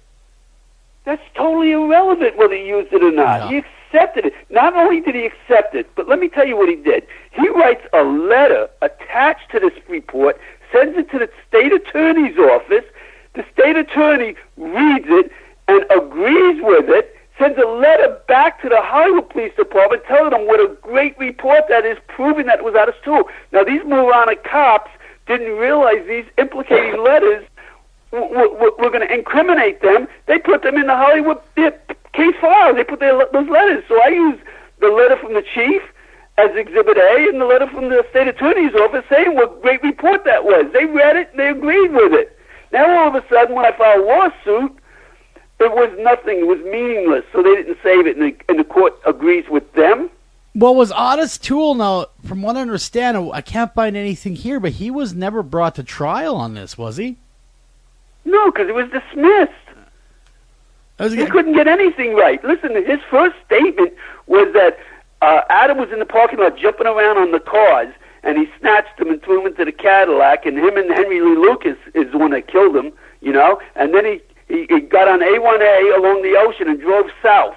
I mean, he couldn't get anything right, Mm-hmm. Only after the fourth interview did he start getting anything right, because they kept, giving him suggestive questions and stuff, and showing him pictures of the crime scenes. And even and his answer when he would get things wrong was because he was intoxicated. And even Hoffman said to him after about the fourth interview, said, Ottis, are you sure you were intoxicated? Because you seem to be getting all the answers right now. After they fed him the answers, listen, as far as finding where the severed head was, he led them to that bridge. He didn't lead them there. They pulled off to the swale area and started driving 10 miles an hour, and they asked him, do you see the bridge? Anybody can do that and see a bridge. Yeah, you're right, because I'm looking. Yeah, I think that's it. Yeah, they pulled off the road. Not only did they pull off the road, they passed it up and back up to it. Yeah, and asked them. That's how he led them to it. I mean, this guy's so phony, it's pathetic. It still doesn't say. These reports. He says he's the only one that read the 10,000 pages of the Adam Walsh case files. Well, first of all, there aren't even 10,000 pages. There's only about 7, because I think 3,000 pages were expunged. And I read them too, and I came to totally different conclusions. Matthews is either a fraud or he's stupid. Wow, strong words, my friend. But, I'm looking at this about Ottis Toole, and there is nothing at all about a trial. You would have thought he didn't die until 1996, ample time to bring the man to trial. Doesn't even seem like they have attempted to bring him to trial. Well, listen, in 1995, there was another a lawsuit. Jay Greeley, who was a reporter for the Mobile Press Register, he filed a lawsuit against him to have the case files released. Okay? Now, Detective Smith in the Hollywood Police Department, who took over after they kicked Hoffman off the case, they put this guy that was supposed to be a hotshot cold case detective. Actually, he was more of a hotshot cover-up specialist. And they put him in charge of the case. And when he went to court, he lied to the judge back then. Mm-hmm. Because when he first took over, he wrote a memo saying it would be nearly impossible to find suspects at this point in time. But then as soon as the lawsuit was filed, all of a sudden he found suspects. And he used John Walsh to side with the police department and try not to get the case files released, telling them that they have suspects on the horizon, they're about to make an arrest, and that would releasing the files would impede on their investigation. But that was all made up. They never had any suspects. Would there be? Besides to the judge. Okay. Now there's a question now, even about whether or not Walsh's head was indeed his head. Yeah, I know. That's a crackpot guy that. I'm just going to jump down this rabbit hole for a minute, and the reason why it was brought up is because the picture is presented of Adam, the popular picture, the baseball picture, shows him clearly without his front teeth. The head that they found has two or one or two of them, two buck teeth. They're clearly shown. Boy, I just have a hard time believing that they'd fumble that one. That's obviously has to be Adam's head. I mean, I can't understand why they get that one wrong. No, they didn't. They got it right. The problem is this. Do you know how tricky photos can be sometimes? If you have a small fish, you hold it out in front of you, it looks 3 times bigger. Yes. Right? Yep. The same thing with that. I don't know how that happened. How there's with the teeth. But I'll tell you what I do know. I went to the Hollywood Police Department, requesting to see the case files. Okay, they took me into a room where they had all 7 boxes of records on a table waiting for me. And one box was a photo box. It had all these photos in there. So I saw the photos of Adam Severed Head. I had a hard time when I first started looking at him. I would imagine. I got used to it. I knew it was something I had to do. So I did. I looked at the photos when the severed head when it was recovered. I mean, it looked like a grapefruit. This guy was holding it with gloves on, white gloves. But then I also saw the photos after they took it to the lab, examined it, and cleaned it up and took more photos after they washed the hair, blow-dried it, and whatever they did, reset the jaw. Believe me when I tell you, that's Adam. It looks exactly like with his eyes closed. I don't need DNA to tell me that's not Adam or that's Adam. Well, didn't they do DNA and they used the crushed tooth and they did indeed find? That was years later, in the 90s, I believe. Yeah. But Ray Walsh willingly submitted a cheek swab. Yeah. And they compared that to a mandible, a molar from the mandible of Adam, of the severed head, and it was a perfect match as a maternal match. So that removes all doubt. Question. Yeah, that removes all doubt. The guy you're talking about refutes the DNA. Say DNA is not always right. I mean, come on. Well, there was some claim that was overturned on further examination. The DNA. I don't know about any of that. All I know is that's Adam. I saw the photos. Yeah. Well, yeah. I mean, if you're saying it's Adam, I believe you. Absolutely. I mean, how would you not get that one right? And because it's such a traumatic moment, I couldn't imagine looking at these photos. Ugh, gruesome. See, if you know the story about this Prozac kid, this kid is probably falling on his stomach with stomach cramps when he made the tabloids. That's why tabloids have no credibility. They put these stupid stories. Oh, yeah. No, absolutely. I agree with you 110% that there has been a lot of They get away with it. Years ago, they used to have some lawsuits, a lot of big lawsuits. So now what they do is they just put a story at the very bottom. If you ever notice at the very bottom of some of those more horrific stories, they put, and so says Joe Schmo from Boise, Idaho. Yes. So that makes them able to print anything they want because they're only reporting what somebody else said. Exactly, because the views and opinions of themselves are not being reflected in that article by doing that. Right. So that's normal journalistic tactics right there. Most newspapers and anything really, whenever they can, especially even me on a radio show, we use that line and all the views and opinions. I don't need to. Well, I know you don't need to, but the rest of us do, because you have some pretty damning evidence that it was Dahmer that did this, and everything's fitting. The more you're talking, the more the puzzle pieces are coming to my head, going, "Wait a minute, everything is fitting here." Yeah. And listen, I told you Joe Matthews was a senior lead investigator for America's Most Wanted. Okay, when Lionel's, when the meter room was found, okay, this made national news, okay? It was only in the news for a few days, but it was in the news. And John Walsh was infuriated because that's when Bill Bowen was in the news, I was in the news. We were interviewed by Colleen Henry from Channel 12 in Milwaukee. Mm-hmm. I forget their call name. letters. But anyway, it was Colleen Henry came all the way from Milwaukee, which is like almost 1,300 miles, to interview us at the Hollywood Mall, nevertheless, when the Hollywood Police Department refused to even walk across the street to interview us. Yeah. She came down here, so this made national news. And in Joe's book, this is what Joe said, because the first day when it came out, John Walsh was on TV. He was furious, shaking his finger in the camera and saying, "There's witnesses that would never listen to," and demanded that we be interviewed. The next day, America's Most Wanted puts out this statement. There's no credibility to anything that's being said about this meter room, and America's Most Wanted investigated it. Well, guess who's the senior lead investigator at America's Most Wanted? Yeah, I hear John Walsh's best friend and colleague. So he had every reason not to pursue it any further. So, we got to kind of get in the gruesome area here, and I always hate doing this on these shows, but unfortunately we have to. Okay, Dahmer has him in the car. What does Dahmer do to this poor kid? That's up to your imagination. He took him back to the meter room. They say, I'm not a criminologist or anything, but I've always read that when a child gets abducted by an abductor, they take him back to someplace they're familiar with. Yeah. Where would he be familiar with? Where he works, that meter room. And so, anyway, when I saw that police report with Dahmer as a witness, I even talked to the police officer that made that report out. He was flabbergasted that Dahmer had his name on it with his handwriting, because he didn't know who Dahmer was at the time. Dahmer was a witness in this police report. But he remembered the incident because he remembered the dead guy, because he was only 16 inches high. But a lot of people turn around and say, "Hey, Willis, come on. That's not even Dahmer's target. He was after young, 20-something black men I'll get to that. in Milwaukee." But anyway, I just wanted to say that was an old cop joke, that's 16 inches high. The guy was in the prone position, and he was in full rigor mortis and covered with ants. And that's why he remembered him, okay?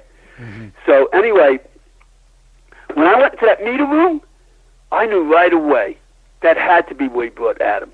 And so I went to the same guy that you're talking about with the Prozac kid, and he's a freelance writer, and I was telling him about this, and his argument was that, I'm way off. He says, don't even say nothing about it. He says, you don't know what you're talking about. And so I take some pictures, and I bring some pictures back to him and show him. I said, look, I'm certain this has to be. So he went and called ABC Primetime. They flew down here from New York. Chris Cuomo was the narrator. And he came down here and went into that meter room with one of the best CSI experts in the state of Florida, certainly, and even in the country, because her name is Jan Johnson. She's even known in Europe, because when I was calling Germany, some detectives in Germany, they were telling me about Jan Johnson. So everybody knows her. So that's how well known she is. But anyway, she did this luminol lighting in the back, and there's this blood spatter that you can go on my website. I don't know if you had a chance to look at the blood spatter, but she describes it as being a high-velocity blood spatter pattern that's indicative of a homicide. Okay, now, when this was brought up to the Hollywood Police Department, they said, yeah, but that could have been two pit bulls that got in there and had a fight. The Miami-Dade Police Department told me, Chuck McCulley, their lead homicide investigator over there, told me, well, we think a bird flew into the wall. Wow. They're in full cover-up mode. They do not want to make the connection. Bottom line is this, Joel, if there's blood spatter that's being described as being indicative of a homicide, somebody died in there, and it wasn't the dead guy because he didn't have any blood on him, or they wouldn't have believed Dahmer when that it was a natural death. Well, I was going to ask, did they at least test the blood to verify it was human? They did nothing. I went in there and took some samples out and tested it. I spent hundreds, literally hundreds of thousands of my own money sending this out to get nuclear mitochondrial DNA testing done, and I sent it to a company in Orchard Cellmark in Dallas, Texas. But they came back with a negative on everything, and my thinking is, they do a lot of work for police departments. Maybe they just don't want to make a connection. So then I got all the stuff back, plus I went and got more samples. Sure. And I went here in Florida to another lab. Yeah. Called DNA Labs International, and I went there, and this time I made up a different scenario. I didn't put Adam's name in there. I made a different location, everything. And so when the doctor told me that they couldn't get anything, I believed her. She was honest. But you know what the funny thing is? When I walked into the lobby there, they had plaques everywhere, all over the walls from different police departments. You know, well, that so could right be an indicator. They Yeah, do that a lot of you work were- for police departments. You could have been in hostile territory, and they had every reason probably not to play ball because that's their bread and butter is the police departments. Yeah, but exactly. but Exactly. I understand that too. But the point is that I believed her when she told me she couldn't get it because number one, this is a mortared wall. I don't know if you ever worked with lime or cement, but Yeah. it'll eat the skin off your hand if you keep your hands in it too long. Sure, that's Yeah. true. I've worked with cement, and yeah, it'll Right. eat your So skin you know. right off. So between the lime and the mortared wall, between the humidity in Florida and the time, Yeah. this was like 28 years later, and there was no way they were going to get DNA out of it. Well, So, but you know what else I found? Huh. I found there was a trap door. You go into a crawl space under that trap door. There's a blanket spread out, little wads of duct tape, and some garbage bags, black garbage bags. So your imagination can just, is run as wild as mine of what that's all about. well, if you read Otis Toole's deposition of what he did, it's quite graphic, very graphic. Yeah. What he did. Yeah. You know why? Why? They were feeding them all kinds of tranquilizers. That yeah. make you want to talk stupid. And That's how they do it. In the old days, they used to torture confessions out of people. Now they just give you medication. let that do the work for him. Gotcha. That's not the first time I've heard that before, by the way. Oh, Otis Toole himself said it, and so did Henry Lee Lucas. They asked him why he was confessing at a time when he recanted. They asked him. He said, because they were giving me tranquilizers, and I was feeling pretty high, and then they were giving me steak subs and KFC. This is why on your show, Detective Matthews, and Exactly. I know Dr. Cole thought it was kind of humorous when he said he was going to bring up a three-piece KFC dinner with him to Otis Toole. He'll confess to anything. Yes. It's true. Yeah. People like you and me, we don't realize how those things are missed because food in prison is very bland. They don't Yeah. have a reason or a desire to make it, Well, no, taste good. they don't want it's you not to. a restaurant, Yeah, it's not Club Med. They want you to supper, and that's the Right. only reason why you're there. That's the way you get a craving for a slice of pepperoni pizza or KFC or Sure. McDonald's, Sure, absolutely. But getting And, back and, to a field trip. yeah, at a field trip. But getting back to Dahmer, though, there's a lot of people that have said, well, again, like I alluded to earlier, that wasn't Dahmer's MO. In fact, they asked Dahmer, and he said, I had nothing to do with that. I don't even know what you're talking No, about. Dahmer didn't say that. Dahmer didn't say that. Guess who said that? Who said that? You read those statements. That's his attorney writing that stuff. Joe Boyle. Okay, so that was not Attorneys Dahmer. do that. Ever. You ever see when somebody has a defense and all of a sudden as soon as they lawyer up, the defense completely goes reverse cycle, Sure. completely changes? Sure. I know exactly what you're saying. But, a lot of people say... It happened when Dahmer molested those kids. He was masturbating in front of a bunch of kids, and then he admitted that he was masturbating. Then all of a sudden, when he got a lawyer, he was urinating and just shaking himself off. That is true. I did read those files as well. That things did change when it got to trial, where his attorney was a little shrewd enough to get that defense going that he was urinating and did not realize that people were watching. Yeah. And he was- did the same thing in Germany. Yeah, well, that's another thing. There was a lot of people killed in Germany that they cannot account for when Yep.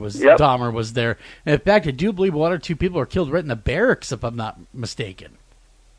No, I wouldn't listen to that too much. Okay. Well, you hear a lot of... After Dahmer was caught, and of course, it's been many years now since he's been caught. He was caught That's in that same guy, I 1991. think, that started that And- movement. and too. so there's a The lot same of- guy with the Prozac kid. Okay. Yeah, there's a lot of misinformation about Dahmer, making him more of a famous individual post death with a lot of his crimes he probably did not commit. But this one, though, now the people turn around and say, but Willis, we get it. We understand what you saw, and we're sympathetic to it, and I'm sure you know what you think you saw. But Dahmer, that's not his MO. That's not his prey. Right. What do you say to those people when they say that to you? I'd say they're right. That I'd say they're right. that- It wasn't his MO in Milwaukee yeah. because he was in a black neighborhood. So you can have black victims. In Germany, he had female. In Miami, mostly young kids. So would you And, say he's a chameleon? He lived right. Excuse me? Was he a bit of a criminal chameleon, though? He would act whatever it was I think available a to him? lot of serial killers can be a chameleon. I think so. You know, it depends as your MO changes. You know, look at DC. You know, how many times they've written that book over and over and over again on MOs. You know, when Bundy was captured, they had to rewrite the book. The DC snipers. You remember that? You remember I do. Searching every white van they could find. There was no white van. They said it was two white rednecks or a white redneck. Yes. They would say it was most likely a white redneck with military background. No, it turned out to be two Jamaicans, one mentor and one trainee. Yes, that's true. That did, and that was a big mass hysteria when that did happen. The DC sniper was active, and it was maybe all they should over the rewrite the news. book again. Well, you know what? They could do that as well, and you know the thing of it is we need that thing that links Dahmer. We need that definitive nail that puts him there, puts him with Adam. Do you believe that is there any kind of DNA on the remains, do you think, of Adam? That maybe they should retest it for Dahmer's DNA? Well, I'm sure they have DNA on record. I don't know, whether they can... The severed head was returned back to John Walsh in 2007. Yeah. Right? Yeah. Right? After the meter room was found, all of a sudden John Walsh had the severed head returned to him. But anyway, as far as MOs go... And John Walsh, though, he himself goes with the narrative that Otis Toole did this. Yeah. You remember why? Who did he have right in his midst for years, feeding him this false information, this false made-up narrative? Yeah. You know? So it's a massive cover-up is what it really is, and it's a massive cover-up not wanting to admit police incompetence. Yeah, let me tell you, the FBI agent, Bill Haggerty, is the one that interviewed Otis Toole, okay? Because Otis Toole was claiming to cross state lines, so naturally the FBI got involved. And they also interviewed him, and Bill Haggerty says, nope, had nothing to do with Adam, okay? Now, the FBI agent, Neil Patel, that interrogated Jeffrey Dahmer, says he believes Dahmer gave him as close to a confession as you can get when Dahmer said to him, he says, you know, Neil, anybody that confesses to Adam won't live a day in prison. Yeah. Yeah, that so is true. Dahmer gave him a confession, and Dahmer is guilty. So what's your plan moving forward, Willis? What are you gonna do with all this moving forward? Oh, 2018, they're gonna be in for a surprise. Are you gonna try to convene a grand jury and not leave it up to a judge? Yes, you're smart. That's exactly what I'm gonna do. I want this to get away from the judges and get away from political expediency. I think a jury has a much better chance of coming up with the correct decisions. Mm-hmm. And what would you like to see the complete outcome being? I want to see Dahmer indicted posthumously for Adam Walsh's abduction and murder. And then, of course, Otis Toole cleared the charges. Forget about Otis Toole. Listen, Joe. Yeah. Circumstantial evidence is as good as hard evidence when you have enough of it. If you ever get a chance to read my book, I know I have some of it in the website. Anybody can go there and look at it.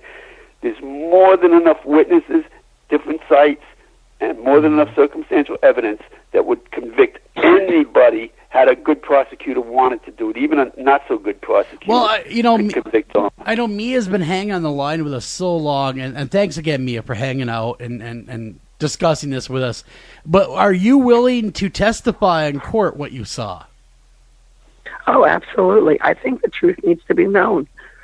I agree with Willis that the police should be outed for their botched investigation and them claiming that one person did it and dismissing all the witnesses.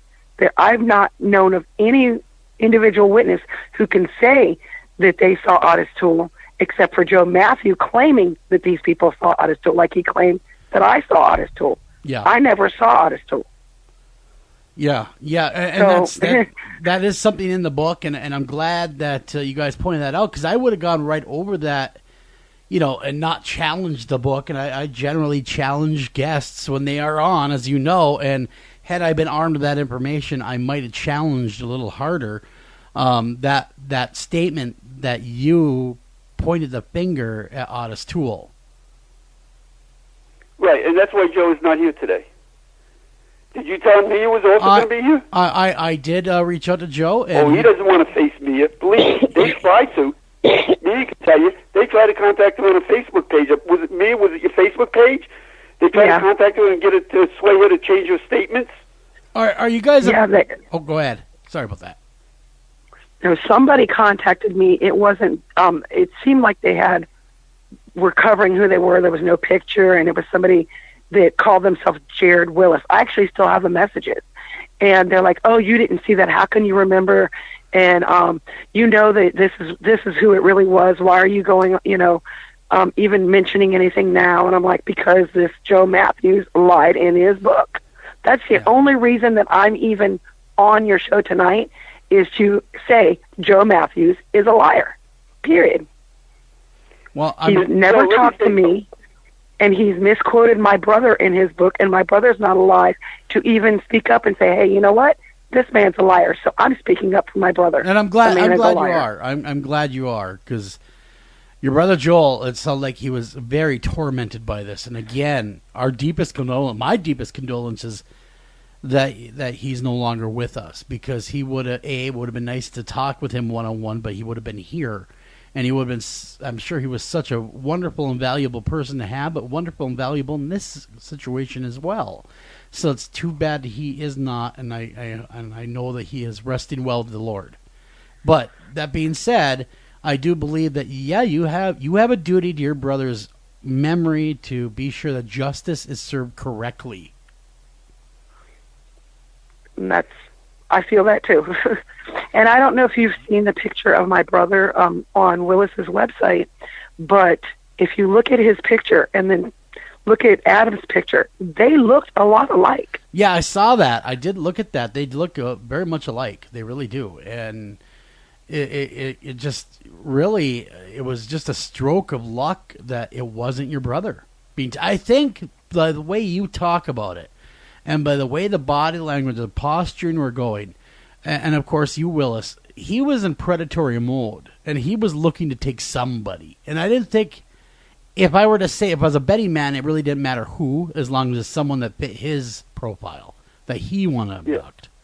Yeah. And let me say, some of those attempted abductions were like the one before Adam, 2 weeks before, Twin City Mall. There were also some after Adam. So even after Adam, he wasn't satisfied. August 17th, he tried an abduction in South Beach. On Pennsylvania Avenue, he tried to get a kid that was 10 years old that managed to get away. Yeah, and no one pointed the finger at Dahmer at that case either. I mean, that seems strange. They didn't point the finger at Dahmer. They described him in the vehicle. They didn't know who Dahmer was. Interesting. So you have more than one case. 1981. You have more than one case dealing with a blue van, and that didn't raise many bells and whistles didn't go up. That seems very strange, very suspect to me. Very strange. But see, keep in mind that the police departments were far apart too, and they didn't all compare notes. There's Miami Beach. Right. There's the Hollywood, sure, Margate, all the different little areas, Riviera Beach, all the different areas. Those police departments weren't comparing notes. Well, that's not uncommon though. Police departments generally don't, and that's been part of the pitfall of law enforcement, is they don't really share notes with each other as much as you think they would. I don't know why they don't, but that's very correct. They do not really share notes too much. In fact, the FBI has tried to release a database for years to get police departments to basically pool all their evidence together so they could solve these cases, but nobody will do it. In this case, they actually did, though. These other departments in South Beach, Plantation, the reason I know about these cases, because they actually called the Hollywood Police Department, the police chiefs from these other locations, says they think their incident is related because everything is matching. And they were dismissed. The police chiefs as well were dismissed because they were in full mode of getting James Campbell. But let me say something. Remember what Mia was saying about she believes Jared Willis tried to call her. They use pseudonyms. Okay, now. Yeah. That's what they're down to. Using pseudonyms on Facebook. I had to block them. Other sites had to block them because they keep changing their names and pseudonyms. But if you go to my website, I cut and pasted from Amazon a 1-star and a 2-star review. The 1-star review is called, "This is a junk of a book," referring to my book. And that's Jared Willis. There's another one that's called, "This book is a domino theory to nowhere." And those are just the headlines. the headlines are mild compared to the with the text of the review. You know, that's these guys trying to disrupt justice for Adam because they're trying to protect their narrative of bringing Adam home. Okay, now let's just say, Willis, let's just say for argument's sake, you get grand jury and they reopen the case and it's found out that there was a full-blown police cover-up. Is there a legal implications that they could be facing criminally for doing that, for covering that up and tampering with evidence? Well, I doubt it. You know, I don't know. I don't even want to try to go for that. I mean, that would be nice, but I just want justice for Adam, basically, and I want these cops to realize that they can't keep doing what they're doing and pinning murders on innocent people. Mm-hmm. You know, that's it. But you know, there's been a whole movement now. The thing is, listen, Joe, I don't mean to interrupt you, but they knew when they closed that case that it wasn't Otis Toole. They knew it wasn't Otis Toole. Because I went to, when this police chief, you know, Chadwick Wagner, when he took over, which was about a year before they closed the case, he took over in 2007. The case was closed in 2008. Okay, The reason he took over as police chief is because the chief before him, Jim Scarberry, had to resign because there was an FBI sting operation on that Hollywood Police Department because they were given police escorts in regular police cars in uniform to the mafia, escorting truckloads of drugs, coke, from the Port Everglades to warehouse destinations, giving them police escorts. So the FBI infiltrated them with an undercover agent. And what happened was the police chief leaked to his underlings that the FBI was onto them, and so they had to call the operation off because they were afraid of the safety of their undercover agent. Otherwise, there would have been a lot more than 4 that were netted, tried, and convicted and given long prison terms, up to 16 years. Well, you know, Willis and Mia, that brings up another point then. I mean, aren't you afraid for your own safeties? That if this is true? I don't care. I mean, aren't you afraid of reprisal? I'm 71. I don't care. But the point is, when this police chief took over, I wrote him a letter telling him I'd like to meet with him.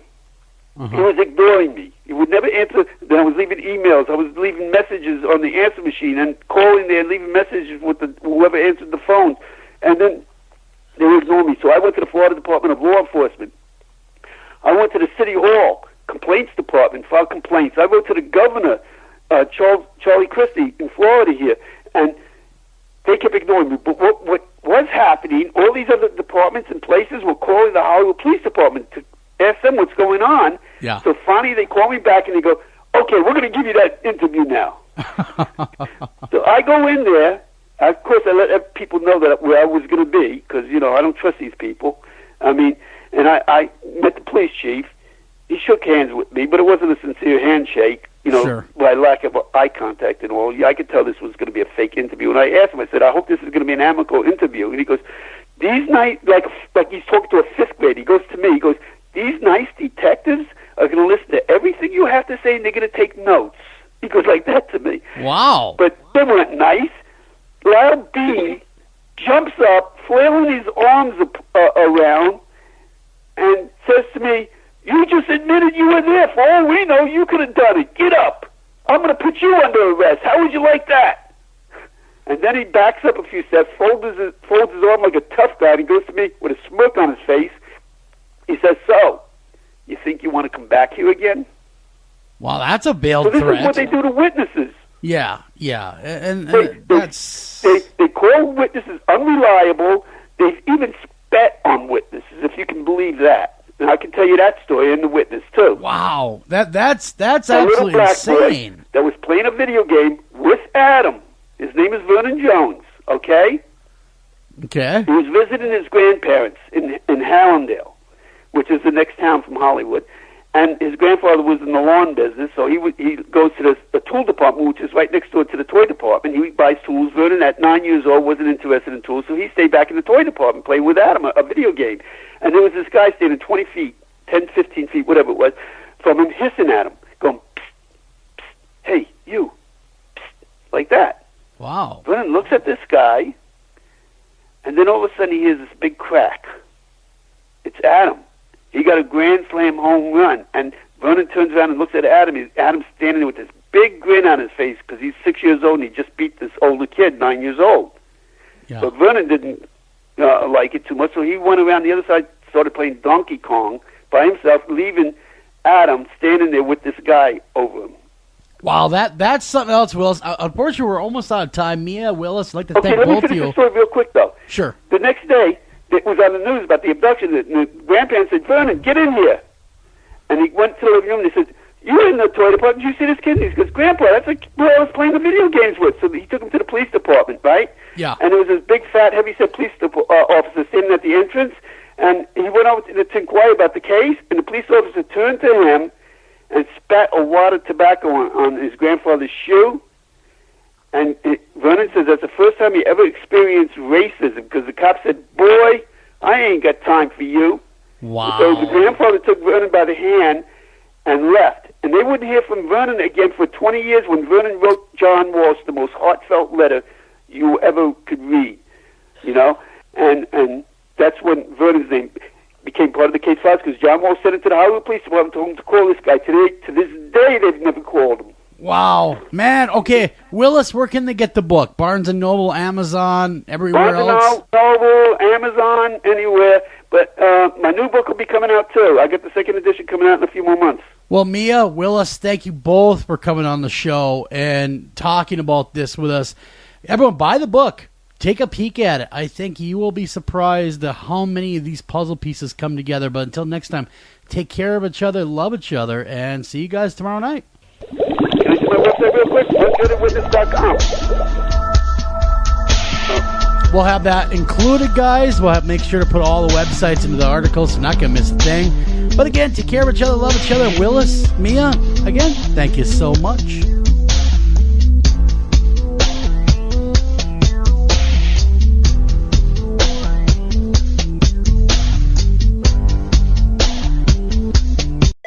You've reached the Holiday Helpline. We turn the holidays into holidays. Help, my family's decked the halls with boughs of holly, but our cozy clothes aren't very jolly. Just go to Old Navy. Old Navy? Yep, the entire store's up to 60% off, plus all sleepwear and all sweaters are on sale. Up to 60% off the entire store? Fa la la. Sleepwear starts at just $7 for adults, $8 for kids, with sweaters from $10 for adults, $8 for kids at Old Navy and OldNavy.com. 'Tis the season to go to Old Navy. Turn your holiday into a holiday. Get to Old Navy today. Valid 12/13 to 12/19. Excludes in-store clearance, gift cards, register lane items, jewelry today only, and 2-day only deals. Do you suffer from chronic CFED or can't focus energy drain? Try over-the-counter Vibrant. One tablet contains the same caffeine as a cup of coffee, but without the calories or coffee breath. Vibrant. Caffeine, not coffee. Taking Vibrant may result in increased productivity and decreased dread in setting alarms. Unexpected enjoyment of the graveyard shift has been associated with Vibrant. Vibrant may be a better budget option than drinking coffee. It may also decrease the urge to doze off, skip work, or exhibit signs of slacking. All jokes aside, always read the label, take only as directed, and limit caffeine as it may cause real side effects. Not for children under age 12.